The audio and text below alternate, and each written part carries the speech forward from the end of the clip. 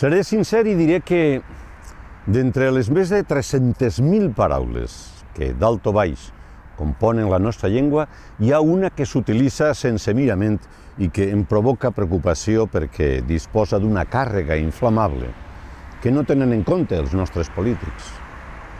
Habitualment s'utilitza molt en campanya electoral i en acabant resta surant en l'aire com si no hi haguera o com si no s'haguera pronunciat mai. Es tracta del mot il·lusió, una paraula que convenientment buidada de contingut després d'un pacte o d'un acord pot esdevenir una arma letal per desmotivar la ciutadania.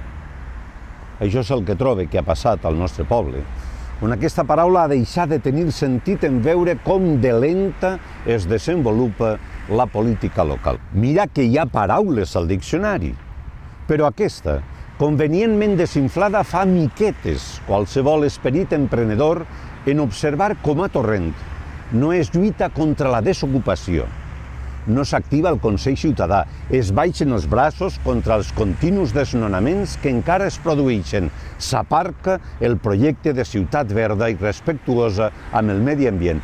Res no se sap de la remunicipalització d'empreses que haurien de ser públiques.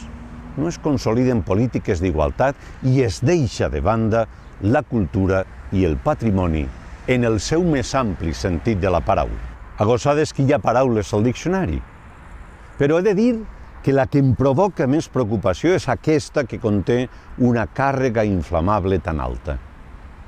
És hora de trabucar aquella il·lusió en més acció i deixem-nos d'històries.